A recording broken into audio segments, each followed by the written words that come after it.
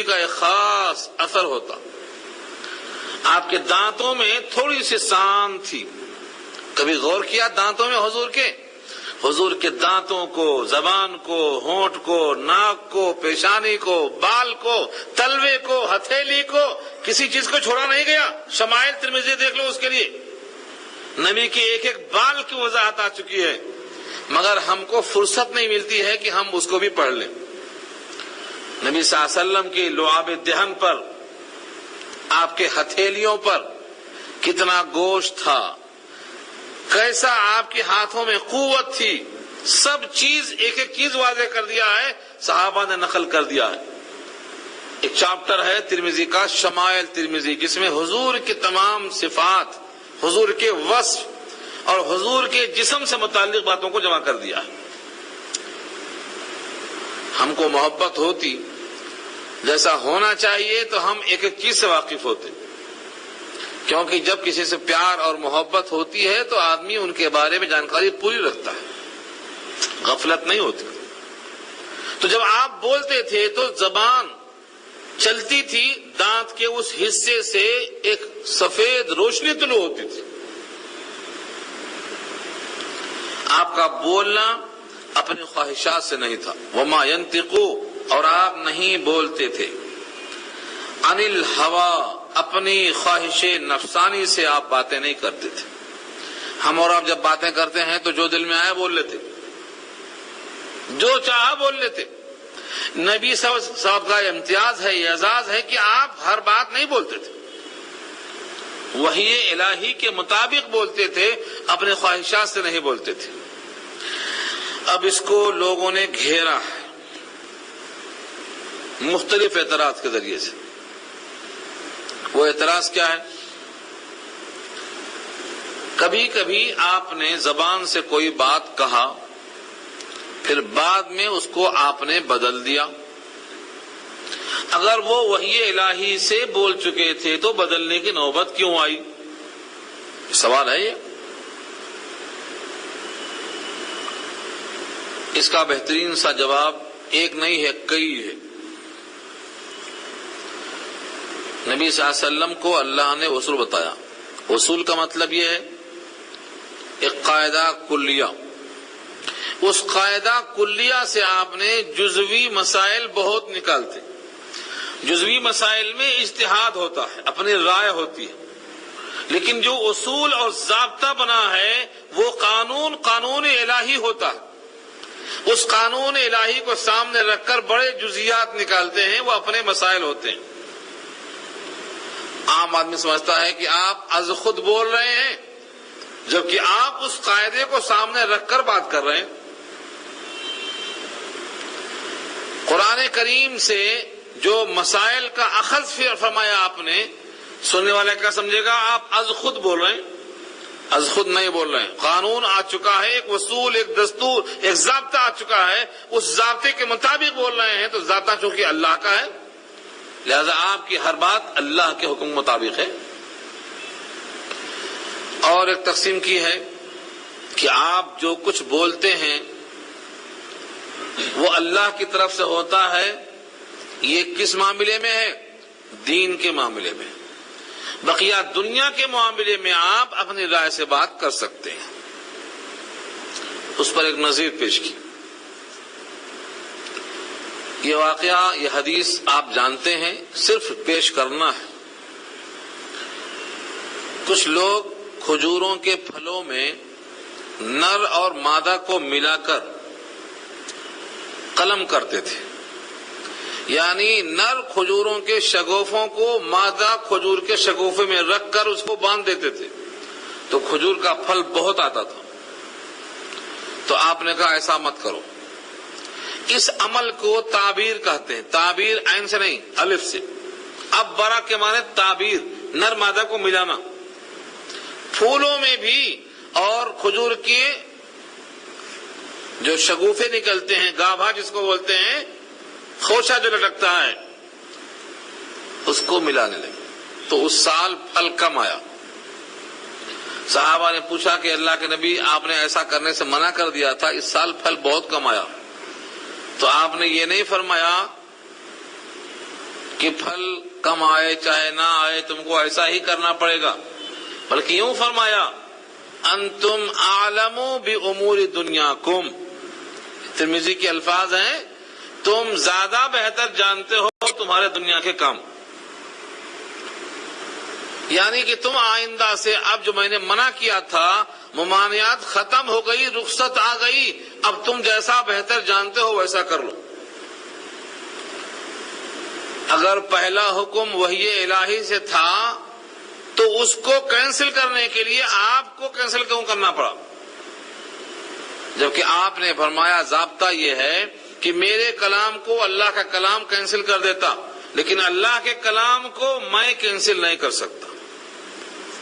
حدیث کے الفاظ ہیں کلام اللہ ینسخ کلامی وکلامی لا ینسخ کلام اللہ، مشکات کے مقدمے میں یہ روایت موجود ہے کتاب العلم کے اندر۔ تو اس کا مطلب یہ ہوا کہ اصول تو اللہ کی طرف سے ہیں، لیکن جزئیات میں اپنے طرف سے آپ نے بات کی ہے، چونکہ اصول اور ضابطے اللہ کی طرف سے ہیں، ان کی روشنی میں بات کرنا گویا اللہ کی طرف سے بات کرنا ہے۔ اس طرح اور بہت سے واقعات آپ کو مل سکتے ہیں، لائے جا سکتے ہیں، جن سے یہ بات ہوتی ہے کہ آپ کا ہر قول اور ہر عمل اپنے خواہش سے نہیں ہوتا ہے، لیکن جزئیات اجتہادی احکامات آپ کے ہوتے ہیں، اصول اللہ کی طرف سے ہوتا ہے۔ ایسا بہت سے موقع پر آیا ہے، شہاد کے موقع پر بھی ایسا ہی ہوا۔ سورہ تحریم کی جو آیتیں آئیں، آپ نے شہاد کو حرام کر لیا ایک پس منظر کے نتیجے میں، بعد میں اللہ نے کہا اللہ کی حلال کی ہوئی چیز کو آپ نے حرام کیوں کر لیا؟ چونکہ آپ نے قسم کھایا تھا، قسم کا کفارہ آپ نے دیا اور شہاد کو حلال فرمایا، تو اگر یہ اللہ کی طرف سے رہا ہو پہلے سے تو آپ کو قسم توڑنے کی ضرورت کیوں پیش آتی؟ ایسا ایک نہیں، 100 واقعات ملیں گے آپ کو۔ تو اس کا خلاصہ یہ ہے کہ اصول چونکہ اللہ کی طرف سے ہے، جزئیات میں اگر کوئی بات آپ فرماتے ہیں تو وہ اجتہادی عمل ہے، اور اس سے ہٹ کر تفصیلی جواب یہ ہے، نبی صلی اللہ علیہ وسلم جب کوئی بات فرما دیں اگر وہ صحیح ہے تو اللہ کی طرف سے کوئی بات اس کے خلاف نہیں آتی، اور اگر وہ بات آپ کی اللہ کو منظور نہیں ہے تو اس کے رد میں فوراً آیتیں آ جاتی۔ تو آپ نے جو کچھ فرمایا اگر وہ صحیح ہوتا تو اللہ کی طرف سے کوئی رد نہیں آتا، اور اگر اللہ کو منظور نہ ہوتا تو فوراً اس کا رد آ جاتا۔ تو گویا آپ کی ہر بات کی تصدیق اللہ نے کر دی، کہیں پر رد نازل کر دیا، کہیں خاموشی اختیار فرمایا، دونوں شکلوں میں آپ کی تصدیق ہو گئی۔ اس لیے آپ کا ہر قول، آپ کا ہر عمل اور آپ کی حدیث تقریری یہ تب کہ سب اللہ کی طرف سے ہے، خواہشات سے نہیں ہے۔ اگر اپنی خواہش سے ہوتی تو رد آ جاتا۔ یہی شکل ہے جہاں جہاں آیتیں منسوخ ہیں، جہاں جہاں حدیثیں منسوخ ہیں۔ قرآن کریم میں جو حدیثیں اور آیتیں آپ کو نظر آتی ہیں کہ کہیں کہیں منسوخ ہیں آیتیں، کہیں کہیں حدیثیں منسوخ ہیں، ان تمام کا مقصد وہی ہوتا ہے۔ اس طرح سے یہ چند جزیات ہیں، اس پر اور بھی طویل کلام ہے، بہت جزیات میں گئے۔ کچھ عمل ایسا ہوتا ہے کہ اللہ حکم دیتے ہیں، اس میں کچھ عمل ایسا ہوتا ہے جو نبی کی اپنی طبیعت کا تقاضا ہوتا ہے۔ مثلا اللہ نے کہا یا ایھا المزمل قم اللیل، رات بھر کھڑے ہو جاؤ، طول قیام اللہ کا حکم تھا، لیکن اب آپ طویل سجدہ بھی کر رہے ہیں، اتنا طویل سجدہ کرتے ہیں کہ جناب عائشہ فرماتی ہیں مجھے شبہ ہوتا کہ روح پرواز کر گئی تو میں ہاتھ لگا کے دیکھتی، آپ تلوے ہلاتے تو مجھے راحت پہنچتی، اتنا طویل سجدہ۔ تو طویل سجدے کا حکم تو نہیں ہے اللہ کی طرف سے، وہاں تو طویل قیام کا حکم ہے، لیکن اشارہ ہے یہ جب قیام طویل ہوگا تو اس کی مناسبت سے رکوع بھی طویل، سجدہ بھی طویل۔ تو وہ قیام کا حکم صراحتاً تھا، اور سجدے کا طویل ہونا یہ اس پر آپ نے اجتہاد کیا، یہ آپ کی طبیعت کا میلان ہے۔ اس طرح شریعت میں بہت سی باتیں ملیں گی آپ کو۔ تو وما ينطق عن الهوى کا مطلب اپنے خواہشات نفسانی سے آپ بات نہیں کرتے، ان ہوا الا وحی یوحا، نہیں ہے وہ مگر وحی جو وحی بھیجی جاتی ہے، جو بھیجی جاتی ہے. یوحا مجہول ہے، وحی کی جاتی ہے. ان ہوا الا وحی، نہیں ہے وہ مگر وحی. وحی کے معنی کلام خفی، کوئی بات دل میں ڈال دینا، یہ وحی ہے. اگر انبیاء کی طرف آتی ہے تو 3 شکلیں ہیں. کبھی فرشتہ لے کے آتا، کبھی اللہ براہ راست بندے سے حجاب سے بات کرتے، اور کبھی وہ وحی گھنٹی مارنے کے بعد جو آواز آتی سلسلۃ الجرس ویسی آواز میں آتی. لیکن جب غیر نبی کی طرف وحی آتی ہے تو یہ 3 شکلیں نہیں ہوتی ہیں، بلکہ دل میں بات ڈال دی جاتی ہے. جیسے موسیٰ کے ماں کے دل میں بات ڈالی گئی اور شہد کے مکھی کے دل میں بات ڈالی گئی، وہاں لفظ وحی استعمال کیا اللہ نے. تو یہ جو نبیوں کی طرف آئی ہے یہ وحی ہے جو بھیجی گئی ہے، اس کے مطابق آپ نے کلام فرمایا ہے. یہاں تک وحی کا ذکر ہوا، صاحب وحی کا ذکر ہوا، جس پر وحی بھیجی گئی ان کا ذکر ہوا اور وحی کا ذکر ہو گیا. اب وحی لے کر آنے والے کا ذکر تفصیل سے ہوگا، پھر وحی کیا آئی اس کا ذکر ہوگا. اب تک نبی صلی اللہ علیہ وسلم کا ذکر تھا اور وحی کا ذکر تھا، اب وحی لانے والے فرشتے کا ذکر ہے. اکثر محدثین کی یہی رائے ہے کہ یہاں سے مراد جبریل ہیں. اب جو صفتیں آ رہی ہیں سب جبریل کی ہیں. علمہ شدید القوی ذو مرۃ فاستوى وهو بالافق الاعلى ثم دنا فتدلى فكان قاب قوسين او ادنى. یہاں تک سب جبریل کے صفات ہیں، سب الفاظ جبریل کے ہیں. ہاں، صحابہ کے دور سے ہی اس میں اختلاف چلا آ رہا ہے. کچھ صحابی کی رائے یہ ہے کہ یہاں پر جو صفتیں ہیں یہ جبریل کی ہیں، مگر اللہ کی طرف بھی ان کو منسوب کیا جا سکتا ہے کچھ تعویل کے بعد. پہلے آپ لفظوں کو دیکھ لیں. علمہ، آپ کو سکھلایا. سکھلانے میں اللہ نے سکھلایا براہ راست مراد ہو سکتی ہے، جبریل نے آپ کو سکھلایا خدا کے حکم سے، یہ بھی مراد ہو سکتی ہے. لہذا علمہ، آپ کو سکھلایا، یہ پکا ہے آپ کو سکھلایا. سکھلایا کس نے؟ اگر براہ راست ہے تو اللہ نے، اور توسط سے ہے تو فرشتے نے، دونوں گنجائش ہے. علمہ، سکھلایا ہے آپ کو. شدید القوا، شدید کے معنی سخت اور قوا معنی قوت، سخت قوت والا، بڑا طاقتور. ظاہر بات ہے اگر یہ فرشتے کی صفت ہے تو اللہ کی عطا کی ہوئی ہے، اور اللہ کی صفت ہے تو کوئی کلام ہی نہیں ہے. اس طرح سے الفاظ میں گنجائش ہے دونوں طرف منسوب کرنے کی. لیکن بیشتر محدثین جیسے عبداللہ بن مسعود ہیں، ابو ہریرہ ہیں، جناب عائشہ ہیں، وہ سب یہاں مراد دیتی ہیں کہ اس سے مراد جبریل ہے. کچھ صحابی ہیں، حضرت انس، حضرت عبداللہ ابن عباس، یہ سب فرماتے ہیں کہ یہاں اللہ کی صفات بھی ہو سکتی ہے. اسی لیے علامہ انور شاہ کشمیری نے اس رکوع کو مشکلات القرآن میں شامل فرمایا ہے ضمیروں کی وجہ سے. ضمیریں کیا ہیں؟ پروناؤنس. ناؤنس کے بغیر ضمیریں نہیں آتی. ناؤنس کب آتے ہیں؟ ناؤنس کا ذکر پہلے آئے گا، پروناؤنس کا بعد میں آئے گا. اگر پروناؤنس لائے گئے اور ناؤنس وہاں ہے ہی نہیں تو اس کو بولتے ہیں انتشار ضمائر. جو چیز پہلے سے مذکور ہوگی اسی کی طرف آئیں گی ضمیریں. یہاں پر یہ اشکال ہوتا ہے، ضمیروں کا انتشار لازم آتا ہے. اس کے آگے میں جاؤں گا تو بڑی علمی بات ہو جائے گی اور بات جو ہم کہنا چاہتے ہیں وہ نہیں کہہ سکیں گے. اس لیے پہلے الفاظ دیکھ لیں. شدید القوا سے مراد سخت قوت والے جبریل ہے.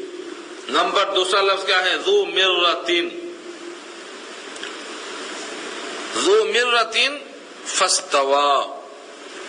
ذو مرۃ کے معنی بھی بڑی قوت والا. ذو مرۃ طاقتور یہ بھی ہے.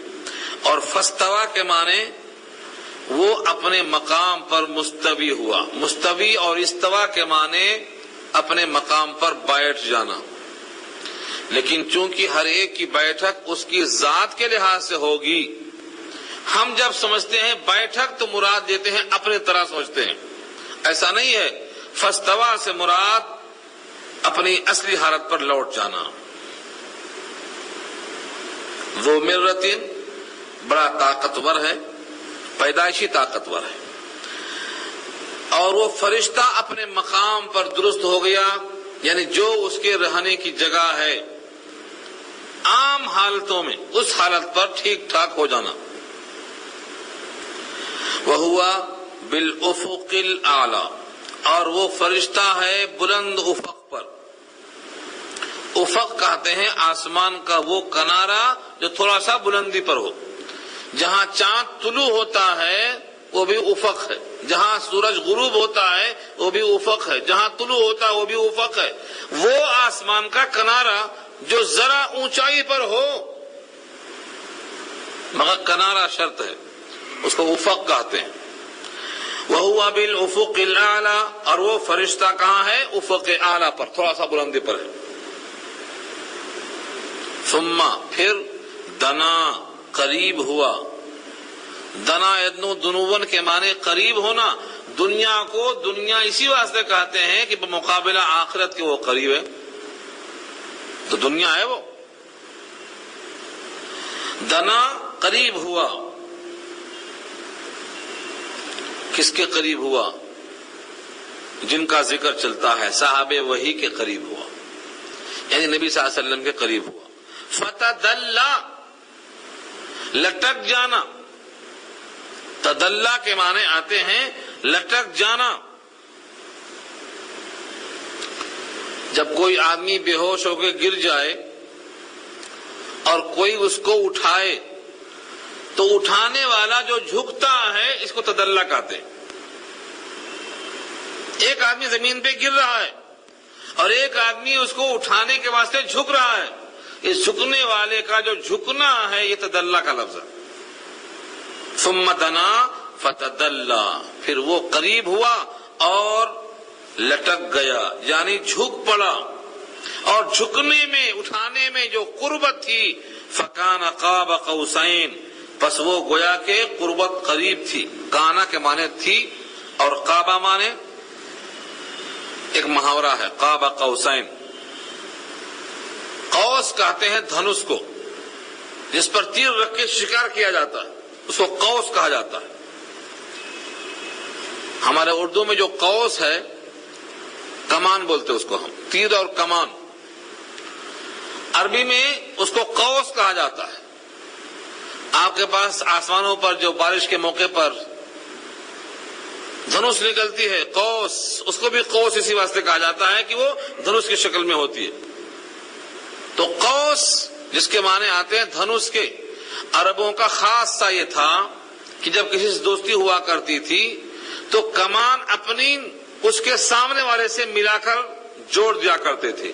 تو کمان کی لکڑی دونوں کے ہاتھ میں ہوتی تھی اور اس کا تیر کا جو حصہ ہوتا تھا، تانت والا حصہ، وہ دونوں مل جاتا تھا. یہ دوستی کی علامت ہوا کرتی تھی. جیسے آج کل جام پیتے ہیں تو جام کو ٹکرا دیتے ہیں. اس وقت بہادر تھے، کمان ٹکراتے تھے. آج خالی پینے والے بچے ہیں، جام ٹکراتے خالی. ان کو کمان تو آتی نہیں سنبھالنا. تو وہ کمان جو لگاتے تھے وہ مقابلے کے واسطے قربت اور دوستی کی پہچان تھی. فرمایا فکان قاب قوسین، پس تھے دو قوس کے درمیان کی طرح قربت میں. جتنا دو کمان کو ملایا جائے قربت ہوتی ہے، اتنی قربت دونوں میں ہو گئی. او ادنا، یا اس سے بھی کچھ قریب. یہاں ادنا سے مراد یہ نہیں ہے ادنا طالب علم ہے، ادنا آدمی ہے، نہیں. یہاں ادنا کے معنی او ادنا، اس قربت میں اور نزدیک. کیونکہ دنا ادنو کے معنی میں بتایا دنیا کو قریب کہتے، اور ادنا اس کا اسم تفضیل ہے، اور قریب، اور قریب. اتنی قربت. یہاں تک جو الفاظ تھے یہ سارے الفاظ جبریل پر فٹ ہوتے ہیں. یہ رائے ابن مسعود کی ہے، جناب عائشہ کی ہے، حضرت ابو ہریرہ کی ہے، اور بہت سے صحابہ کی ہے. ابن کثیر نے اس کو ترجیح دی۔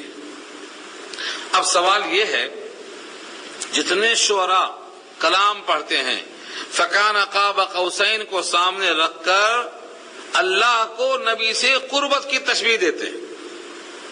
اسی لیے اللہ نے شعراء کے بارے میں پہلے کہہ دیا ہے سورہ شعراء میں۔ اللہ کو سب معلوم تھا، اللہ کو سب معلوم ہے کہ شعراء کیسے ہوتے ہیں۔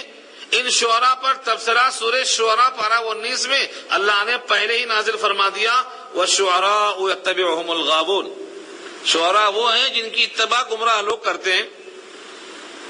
أَلَمْ تَرَ أَنَّهُمْ فِي كُلِّ وَادٍ يَهِيمُونَ، کیا تم دیکھتے نہیں ہو کہ بھٹکتے رہتے ہر وادی میں؟ وَأَنَّهُمْ يَقُولُونَ مَا لَا يَفْعَلُونَ، اور ایسی بات کہتے ہیں جو کر نہیں سکتے۔ دیکھا آپ نے، یہ شعراء کی کھچائی اللہ نے پہلے کیوں کر دیا؟ کیونکہ شعراء تحقیق میں گئے بغیر کہ کس آیت کا کیا مطلب ہے سمجھے بغیر جوڑ دیتے ہیں ڈبہ۔ یہ قربت اللہ کی نبی کے ساتھ جو پیش کر رہے ہیں یہ بے دلیل ہے۔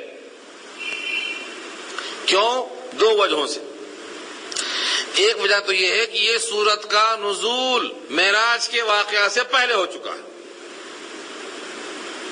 واقعہ معراج اس کے بعد پیش آیا، لہذا واقعہ معراج سے جب پہلے نازل ہو گئی ہے تو اس میں وہ مراد کیسے ہو سکتا ہے جو بعد میں پیش آ رہا ہے؟ یہ رائے روح المعانی کے علامہ آلوسی نے لکھا ہے۔ اور دوسری بات یہ ہے، آگے کی آیتیں خود بتاتی ہیں کہ نبی صلی اللہ علیہ وسلم نے جبریل کو 2 بار اصلی شکل میں دیکھا ہے۔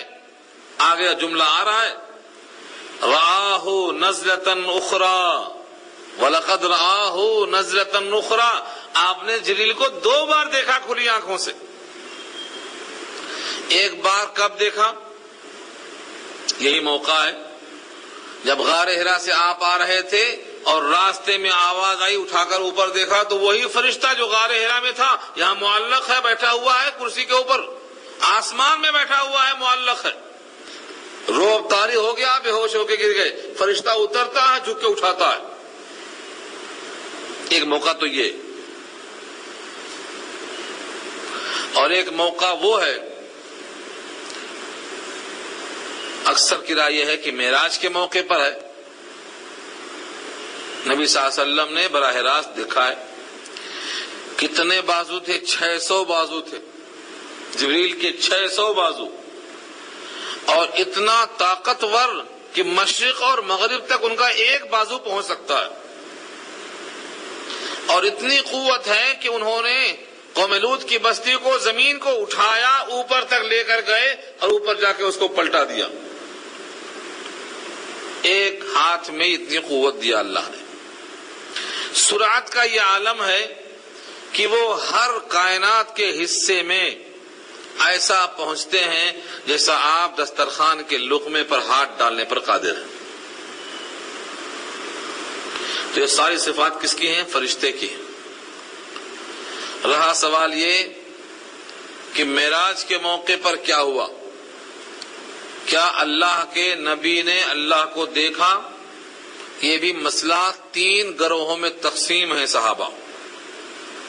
ایک کا عقیدہ یہ ہے کہ خاموشی بہتر ہے، اور 2 گروہ میں سے ایک گروہ جناب عائشہ کی طرف ہے کہ حضرت عائشہ نے خود فرمایا کہ میں نے سب سے پہلے سوال حضور سے کیا ہے اس امت میں، اس تعلق سے سب سے پہلا سوال عائشہ کا ہے حضور سے۔ اور عائشہ کو جواب کیا ملا؟ وہ یہ ملا، اعلموا انکم لن تروا ربکم حتی تموتوا، جان لو تم اپنے رب کو ہرگز دیکھ نہیں سکتے ہو جب تک موت نہ آ جائے۔ موت کے بعد ہر مومن دیکھے گا، اس کائنات میں دیکھا جانا ممکن نہیں۔ اور عائشہ فرماتی ہے اگلی روایت میں 3 باتیں ہیں، ان میں سے ایک یہ ہے، اگر کسی نے کہا کہ حضور نے اپنے رب کو دیکھا ہے تو اس نے جھوٹ کہا۔ کس نے کہا؟ یہ عائشہ نے کہا، جو سب سے قریب تھی حضور سے، اور سب سے پہلا کوشچن ان کا تھا۔ یہ دونوں باتیں بخاری نے نقل کر دیا ہے۔ اس پر اور دلائل بہت ہیں، مثلا وہ آیت لا تدرکہ الابصار وہو یدرک الابصار وہو اللطیف الخبیر، نگاہیں اس کا ادراک نہیں کر سکتی ہیں، وہ نگاہوں کا ادراک کرتا ہے، بہت لطیف ہے، باریک بین ہے، باخبر ہے۔ یہ صحابہ کا ایک گروہ ہے۔ اس کا جواب بھی دیا ہے جس کو قاضی صاحب نقل کرتے ہیں تفسیر مظہری میں بہت تفصیل سے، اور فرماتے ہیں اس جہان میں نہیں دیکھ سکتے ہو، مگر وہ تو معراج کی بات ہے، دوسرا جہان ہے۔ رہا سوال آیت کا، آیت میں یہ ہے ادراک نہیں کر سکتے ہو، ادراک کہتے ہیں چاروں سمتوں سے گھیر لینا، اللہ کو ہر طرف سے دیکھا جانا ممکن نہیں ہے، ایک طرف سے دیکھا ہوگا، اس کی نفی نہیں ہے آیت میں۔ اور جس نے کہا کہ اس نے جھوٹ کہا، انہوں نے بھی غلط نہیں کہا، ان کو جتنا معلوم تھا اپنے علم کے لحاظ سے انہوں نے اس سوال کا جواب دیا ہے، کیونکہ ہر بات کا جواب اور ہر بات کا علم ہر ایک کو ہونا ضروری نہیں ہے۔ بہت سی حدیثیں بہت سے صحابہ کو نہیں معلوم تھی، لہذا ہو سکتا ہے یہ روایت ان تک نہ پہنچی۔ تو بہرحال محدثین کی صحابہ کے دور سے دونوں شکلیں آ رہی ہیں، لیکن جمہور کی رائے یہی ہے اللہ کو دیکھا جانا ممکن نہیں ہے اس کائنات میں۔ اسی واسطے حضرت موسیٰ نے باصرار کہا اور جواب ایک ہی رہا، لن ترانی، تم مجھے دیکھ نہیں سکتے، اس کائنات میں دیکھا جانا ممکن نہیں۔ اس کے بعد کا ٹکڑا ہے فَأَوْحَى إِلَىٰ عَبْدِهِ مَا أَوْحَىٰ، پھر وہی بھیجا اپنے بندے کی طرف جو وہی بھیجا۔ جو وہی بھیجا کا مطلب اس کو مجمل کر دیا، اس بات کو چھپایا، وہ راز نہیں رہتا اگر ظاہر کر دیا جائے۔ اللہ کی جو مرضی تھی، راز و نیاز ہوئے، بات چیت ہوئی، لیکن لفظ فَأَوْحَىٰ میں فاعل نہیں ہے، چونکہ متعین ہے کہ وہی بھیجنے والا صرف اللہ ہے، اس لیے فَأَوْحَىٰ کا فاعل یہاں ظاہر نہیں کیا۔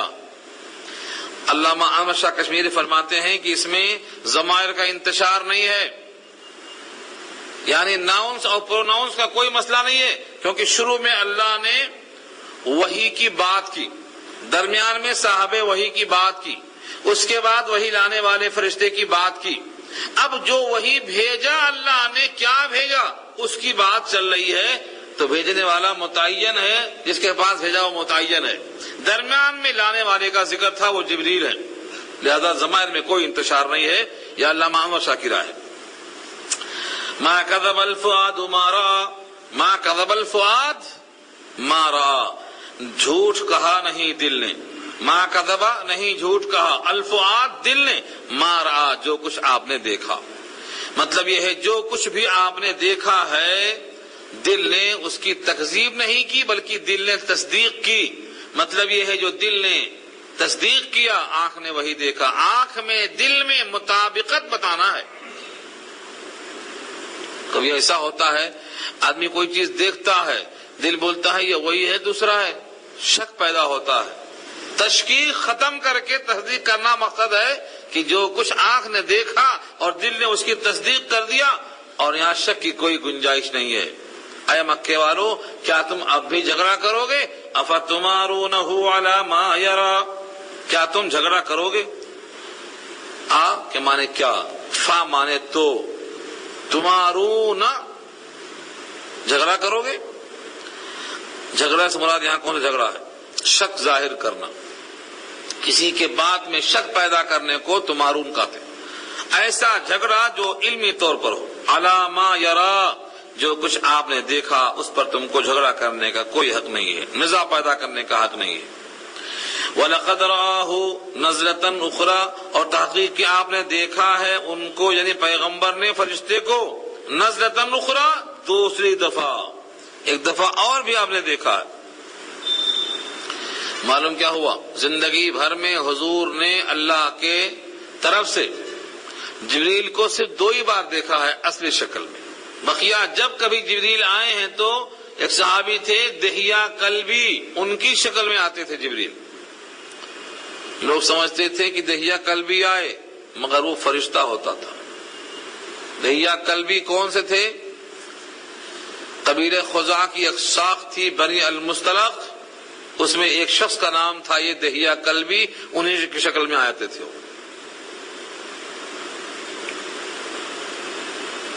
جبریل کا متشکل ہو کے مرد بن جانا یہ بھی قرآن نے واضح کیا ہے. فرشتے کو یہ طاقت دی گئی ہے کہ وہ ڈھل جائے. چنانچہ مریم کے پاس جو فرشتہ آیا تھا وہ بھی مرد بن کے آیا تھا. فتمثل لها بشرا سویا کہا اللہ نے, وہاں بھی مرد بن کے آیا تھا. تو وہاں آیا تھا اور یہاں بھی آیا کرتا تھا مرد بن کر دہیا قلبی کی شکل میں. اور اصلی شکل میں حضور نے 2 بار دیکھا ہے. ایک بار اس موقع پر بے ہوشی آئی ہے اور دوسری بار غالباً معراج کا موقع تھا. عند سدرۃ المنتہی یہ کہا کہ واضح فرمایا. ایک تو وہاں غار حرا سے آتے ہوئے مینا کے میدان میں جب بے ہوش ہو گئے وہاں دیکھا, اور ایک دوسری بار کب دیکھا؟ عند سدرۃ المنتہی. عند مانے پاس, سدرہ مانے بیر کا درخت, اور منتہا مانے جہاں ہر چیز انتہا کو پہنچ جائے, آگے نہ بڑھ سکتی ہو. اس کو منتہا کیوں بولتے ہیں؟ کہ وہ انتہا ہے ہر چیز کی, وہاں سے آگے کوئی جا نہیں سکتا, کوئی وہاں سے آگے نہیں جا سکتا. سب سے قریب جو نوری فرشتہ ہے جبریل, وہ بھی وہاں سے آگے نہیں جا سکتا. اگر وہ آگے گیا تو اس کے پر جلنے لگتے ہیں. اسی واسطے اس کا نام کیا ہے؟ منتہا. وہاں بیری کا درخت ہے جس کی جڑیں 6 آسمان میں ہے, تنا 7ویں آسمان میں ہے, اور 7ویں آسمان پر یہ مقام ہے جس کا نام ہے منتہا. وہاں سے آگے کوئی جا نہیں سکتا. اگر یک سرے موے برتر پرم فروغ تجلا بسوزت پرم. جب حضور نے کہا جبریل کو کہ ساتھ لے کے آئے ہو مکے سے بیت المقدس تک, وہاں سے آسمان اول تک, وہاں سے 7 آسمان کے دروازے کھلاتے ہوئے یہاں تک آئے ہو, اب یہاں سے تم تنہا جاؤ, بولنے کا کیا مطلب؟ یہ دوستی کے خلاف ہے. جو در دوستی مخلصم یافتی انانم ز صحبت چرا تافتی. جب دوستی میں مجھ کو خالص پایا ہے تو ایسے موقع پر صحبت چھوڑ کر الگ ہو جانے کا کیا مطلب ہے؟ جبریل نے عذر پیش کیا, کہا میں اپنے حکم سے کوئی کام نہیں کرتا ہوں. یہ سارے کام جو میں نے کیے ہیں خدا کے حکم سے, اور آگے آپ کا تنہا جانا, میرا یہاں رک جانا, یہ بھی خدا کے حکم سے. اور یہ میرے ساتھ مجبوری ہے کہ اگر میں آپ کی بات مان کے چلوں, اول تو میں قادر نہیں ہوں, میں جل جاؤں گا. میں نوری ہوں اور آپ خاکی ہیں. خاکی آگے جا سکتا ہے, نوری یہاں سے آگے نہیں جا سکتا ہے. میں یہیں سے کہتا ہوں جس نے حضور کو نوری کہا اور خاکی سے انکار کیا, اس نے حضور کا مرتبہ کم کر دیا. کیونکہ جہاں سے دنیا کا سب سے بڑا نوری جانے پر قادر نہیں ہے, پر جلنے لگتے ہیں, وہاں سے آپ کا آگے جانا اس بات کی علامت ہے کہ خاکی کا مقام نوری سے اونچا ہے. چنانچہ آپ تشریف لے گئے. ایک صاحب نے کہا تھا نالین پکڑ لیتے تا عرش چلے جاتے. یہ کیسا موقع جبریل نے گنوایا ہے. جبریل نے گنوایا ہے, ہم کو سمجھ میں آ رہا ہے. یہ جبریل کو اللہ نے ایسا بنایا ہے کہ اگر منتہا سے آگے جاتے تو تجلی سے جل جاتے. جبریل کہتے ہیں اگر ایک سرے موے برتر پرم فروغ تجلا بسوزت پرم, اگر میں یہاں سے آگے جاتا تو میرے پر جل جاتے, اس لیے میں آگے نہیں جا سکتا. تو جبریل امین وہاں رک جاتے ہیں, اس لیے اس کا نام کیا ہے؟ منتہا ہے. یہاں سے قلم چلنے کی آواز آتی ہے. قلم, جو قلم چلتا ہے عرش پہ تختی پر, اس کے چرانے کی آواز یہاں تک آتی ہے. یہ منتہا ہے, یہاں سے آگے کوئی جا نہیں سکتا. یہاں اللہ کے نبی نے 4 نہریں دیکھی ہیں جنت کی. ان 4 نہروں کا ذکر اگلی آیت میں آگے آ رہا ہے. اندہا جنت الماوا, اسی کے قریب میں ہے جنت جس کا نام ماوا ہے. ماوا کے معنی ٹھکانے کے آتے ہیں, یہاں پر جنت کا نام بن کے آیا ہے لفظ جنت الماوا. جس طرح جنات عدن ہے, جنت الفردوس ہے, جنت المعلا ہے, ایسے جنت الماوا بھی جنت کا نام ہے. جنت کے لیے کتنے مراحل ہیں, کتنے درجات ہیں. جنت کے اندر 100 درجات ہیں, اور 8 دروازے ہیں، 8 دروازوں میں سے مختلف لوگ آئیں گے۔ روزے دار کا دروازہ باب الریان اللہ نے قائم کیا ہے، تازگی والا، کیونکہ بھوکا تھا ہمارے نام پر، اب داخلے میں تازگی آئے گی، اس کا نام باب الریان، تازگی والا گیٹ۔ اللہ کے حبیب سے صدیق نے پوچھا تھا، یا رسول اللہ اس امت میں کون خوش نصیب ہوگا؟ کیا ایسا کوئی خوش نصیب ہوگا کہ جو جنت کے دروازے اسے پکارتے ہیں کہ میرے پاس سے آ جا؟ حضور نے کہا مجھے امید ہے ابو بکر وہ تم ہوگے کہ تم کو ہر دروازے سے آواز آئے گی ادھر سے آ جاؤ، ادھر سے آ جاؤ۔ کیوں؟ کیونکہ ہر مرتبہ صدیق نے جتنے بھی امتحان آزمائش ہوئے ہیں سب میں کامیابی کا اظہار فرمایا۔ ہمیشہ انہوں نے دنیا پر دین کو ترجیح دیا ہے، اپنی خواہش پر نبی کے حکم کو مقدم رکھا ہے، نبی کی چاہت کا اشارہ محسوس کرتے تھے وہ کہ نبی کا اشارہ کیسا ہے، اشاروں کو دیکھ کر کام کیا کرتے تھے۔ وہ جنت ہے، جنت المأوا، یہ ٹھکانہ ہمیشہ رہنے کا ہے۔ اس موقع پر جو درخت ہے بیری کا، جس کا نام بتایا میں نے سدرہ، اس کا عجیب حال تھا۔ فرمایا اذ یغشی السدرۃ ما یغشی، جبکہ ڈھانپ رہا تھا سدرہ کو جو کہ ڈھانپ رہا تھا۔ کیا ڈھانپ رہا تھا واضح نہیں ہوا یہاں، بس اس موقع پر ظاہر یہ ہے کہ وہ مقام سدرہ ہے، اور سدرہ کا مقام وہ ہے جو منتہا ہے، ہر چیز کی انتہا ہوتی ہے، اس کی جڑیں 6 آسمان میں اور تنا 7ویں آسمان میں، اور اس کے بعد راستہ بند ہے۔ اللہ کی تجلیات کا عکس پڑ رہا تھا، جس طرح کوہ طور پر موسیٰ نے آگ سمجھا تھا مگر آگ نہیں تھی، تجلی تھی، ایسے یہاں پر بھی وہ درخت پر سونے کے پتنگے تھے، لیکن وہ حقیقت میں اللہ کی تجلی کا عکس تھا۔ ڈھانپ رکھا تھا اس درخت سدرہ کو جس نے ڈھانپ رکھا تھا۔ چھپانے کا مطلب یہ ہے کہ کیا کیا چیز ڈھانپ رکھی تھی وہ اللہ کو بہتر معلوم۔ ما زاغ البصر، آنکھیں چکا چوند نہیں ہوئی، البصر نگاہیں، اور زاغ کے معنی ٹیڑھی ہو جانا، ما زاغ البصر نگاہیں ٹیڑھی نہیں ہوئی مطلب سیدھی رہی۔ جب لائٹ بہت تیز ہوتی ہے تو آنکھیں چکا چوند ہو جاتی ہیں۔ سدرہ کے مقام پر ڈھانپ رکھا تھا انوار و برکات تجلیات ربانیہ نے، لیکن اس کے باوجود نگاہیں نبی کی ٹیڑھی نہیں ہوئی، چکا چوند نہیں ہوئی، برابر سرابر دیکھا۔ ما زاغ البصر، نہ ہٹی نگاہ، نہ تو ہٹی، وما طغا، اور نہ بڑھی۔ طغا کے معنی طغیانی آنا، سرکشی میں دائیں بائیں یہاں وہاں ہو جانا، دیکھنا ہے ادھر دیکھنا ہے ادھر۔ فوٹو لے رہا ہے دولہے کی، بولتا ہے ادھر دیکھو، دولہا ادھر دیکھ رہا ہے، تو کیا بولتے اس کو؟ نگاہیں بھٹک جانا بولتے اس کو۔ مطلوب ہے ادھر دیکھنا، دیکھ رہا ہے ادھر۔ یہاں اللہ نے واضح فرمایا کہ جو جو دکھانا ہم نے چاہا تھا سب آپ نے دیکھا، نہ آپ کی نگاہ ہٹی نہ آپ کی جگہ سے بڑھی، جو دیکھنا تھا وہیں دیکھا۔ اللہ نے کیا کیا دکھایا؟ لقد رأى من آیات ربہ الکبریٰ، تحقیق کہ اللہ نے دکھلایا اور آپ نے دیکھا اپنے رب کی آیات الکبریٰ دیکھا۔ عمر فاروق کا مکان دیکھا، ان کے بیوی کے مسواک کرنے کی آواز سنا۔ کیسے واقعات ہیں، مگر آپ کا ٹائم قریب الختم ہے، صرف 2 منٹ باقی ہیں، اس لیے یہیں سے ہمارا پروگرام ہے آئندہ ہفتے میں، تاکہ آپ کو معلوم ہو جائے کہ آیات رب سے کیا کیا مراد ہیں۔ تفصیل سے انشاءاللہ معراج کی بحث آئے گی۔ اللہ تعالیٰ عمل کرنا آسان فرمائے۔ دعا کر لیجیے۔